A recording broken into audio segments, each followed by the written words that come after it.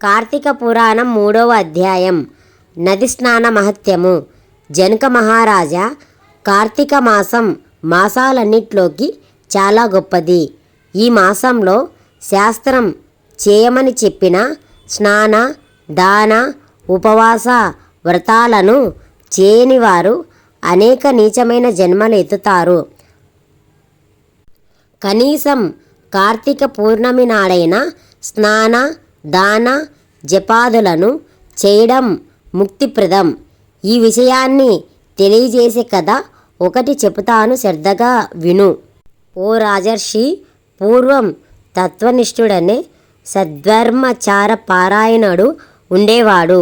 అతడు తీర్థయాత్రలు చేయాలనే కోరికతో బయలుదేరి సమస్త తీర్థాలలో స్నాన, సంధ్య, వందనాది విధులను ఆచరించాడు. అలా పయనిస్తున్న తత్వనిష్ఠుడు గోదావరి నది తీరానికి చేరుకున్నాడు. ఆ తీర ప్రాంతంలోనే ఉన్న ఎత్తైన మర్రి చెట్టు కొమ్మల్లో నివసిస్తున్న ముగ్గురు బ్రహ్మరాక్షసులు తత్వనిష్ఠుణ్ణి చూశారు. నల్లని శరీరాలతో, నిప్పు కణాల్లాగా మండుతున్న కళ్ళతో, పదునైన గోళ్లతో, పొడవైన కొరలతో, నిక్కబొడుచుకున్న వెంట్రుకలతో మహాభయంకరంగా ఉన్న ఆ ముగ్గురు బ్రహ్మరాక్షసులు తన వైపుకే రావడం చూసి తత్వనిష్ఠుడు భయంతో వణికిపోతున్నాడు. దిక్కుతోచని తత్వనిష్ఠుడు శ్రీమన్నారాయణ్ణి తలుచుకుంటున్నాడు. ఆర్తితో నిన్ను ప్రార్థించిన గజేంద్రుణ్ణి, ద్రౌపదిని, ప్రహ్లాదుణ్ణి కాపాడిన దయా సముద్రుడవైన నిన్నే శరణు వేడుతున్నాను, కాపాడి రక్షించు దామోదర అంటూ గొంతెత్తి ప్రార్థిస్తూ మొరపెట్టుకున్నాడు. తత్వనిష్ఠుడు చేస్తున్న హరినామ స్మరాన్ని విన్న బ్రహ్మరాక్షసులు అతని మీదకు పరుగులు తీయడం ఆపేశారు. ఆ ముగ్గురికి జ్ఞానోదయమైంది. అప్పటి వరకు తాము చేసిన చెడ్డ పనులను తలుచుకొని దుఃఖిస్తూ తత్వనిష్ఠునితో, ఓ మహానుభావ, నిన్ను చూడడం వలన, నువ్వు చేసిన శ్రీహరి నామాన్ని వినడం వలన మా పాపాలు హరించుకుపోయి మాకు కనువింపు కలిగింది. మేము నీకు ఏ విధమైన అపకారము చేయము అంటూ అతనికి నమస్కరించారు. బ్రహ్మరాక్షసులు అన్న మాటలు విన్నాక తత్వనిష్ఠుడు తేరుకొని స్థిమితపడ్డాడు. వాళ్ళతో, మీరు ఎవరు? మీ మాటలు వింటుంటే మీరు చాలా మంచివాళ్ళు, బుద్ధిమంతులు అనిపిస్తోంది. మీకు సంబంధించిన వివరాలు చెప్పమని అడిగాడు. ముగ్గురిలో ఒకడు తత్వనిష్ఠునితో, పూజనీయుడా, నేను ద్రావిడ దేశ బ్రాహ్మణ్ణి. పండితుడనైన గర్వంతో యుక్తాయుక్త విచక్షణను కోల్పోయి అందరినీ అవమానిస్తుండేవాణ్ణి. దౌర్జన్యంగా ధన, కనక, వస్తు, వాహనాలను అపహరిస్తూ దుర్వ్యసనాలు అలవాటుపడి భార్యాబిడ్డలను, ప్రజలను కూడా బాధించేవాడిని. ఒకరోజు ఒక విప్రుడు పట్నానికి వెళ్ళి కార్తీక దామోదరుని పూజకు అవసరమైన వస్తువులను కొని తన గ్రామానికి తిరిగి వెళ్తూ మా ఇంట్లో బస చేశాడు. నేను అతనికి అనేక విధాలుగా నిందించి అతని వద్ద ఉన్న సంబరాలను తీసుకున్నదే చాలక కొట్టి తరిమేశాను.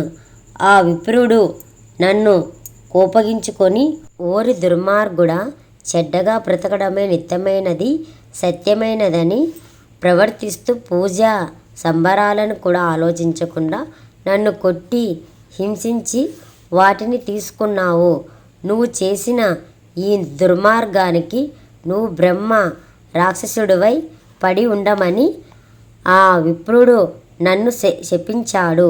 విప్రుడి పాదాల మీద పడి క్షమాపణ కొరకు ప్రార్థించాను.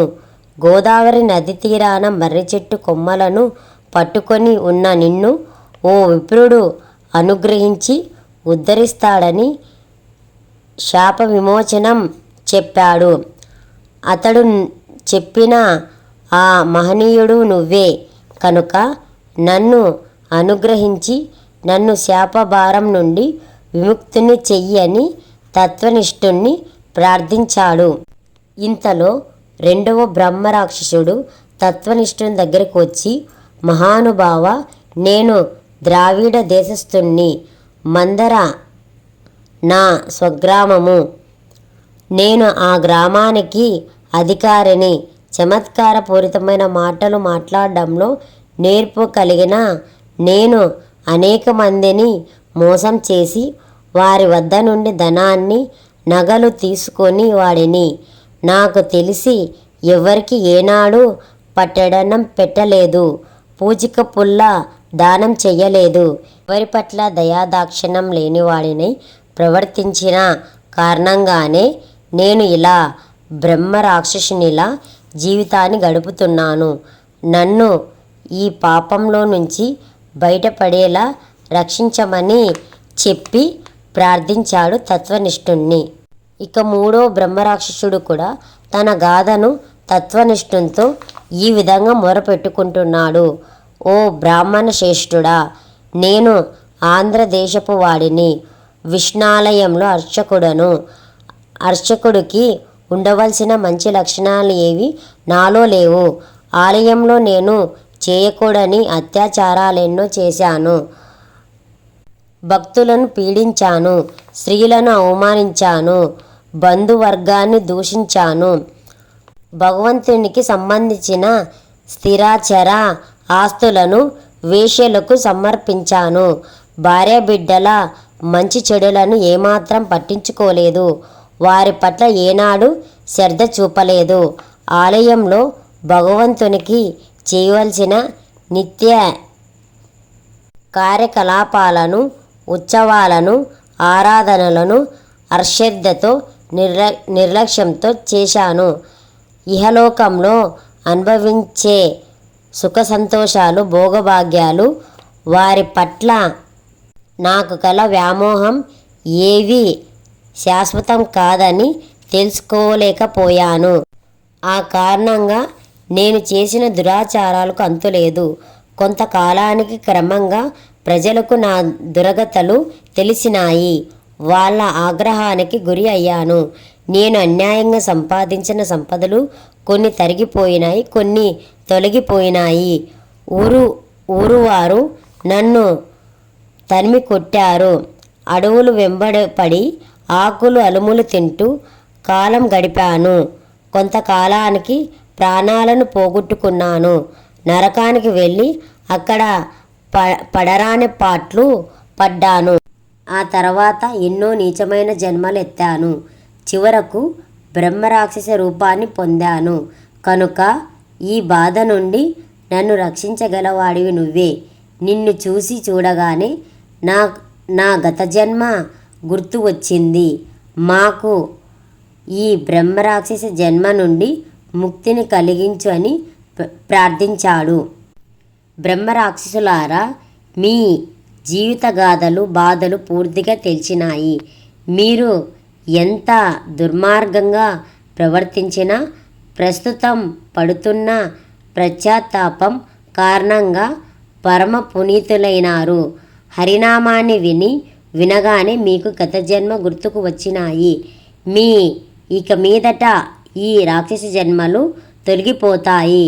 ప్రస్తుతం జరుగుతున్నది కార్తీక మాసం. ఈ మాసంలో పవిత్రమైన జలాలలో స్నానం చేసిన వాళ్ళకి పుణ్యగతులు లభిస్తాయి. మాట సత్యం కనుక మీరు కూడా నా వెంట రండి అంటూ వాళ్ళని వెంట పెట్టుకొని గోదావరి నదికి వెళ్ళి వారిని గోదావరి పవిత్ర స్నానం చేయించాడు. తాను కూడా భక్తి ప్రభక్తులతో నది స్నానం చేసి శుద్ధి అయినాడు. దాని వలన తనకు కలిగిన ఫలితాన్ని ఆ బ్రహ్మరాక్షసులకు ధారపోశాడు. అంతే, ఆ క్షణంలోనే వారికి గల ఆ రాక్షస జన్మలు అంతమైనాయి. అంతరిక్షంలో నుంచి దివ్యమైన పుష్పక విమానం వచ్చి వాళ్ళ ముగ్గురిని ఎక్కించుకొని కైలాసానికి తీసుకుని వెళ్ళింది. ఈ విధంగా ఆ బ్రహ్మరాక్షసుల ముగ్గురి విముక్తి పొందాడు. పరోపకార పుణ్యాయ పాపాయ పరపీడనం అనే వ్యాస మహర్షి సూక్తిని గుర్తు చేసుకున్నది వీరి చరిత్ర. 3వ రోజు పారాయణం సమాప్తం.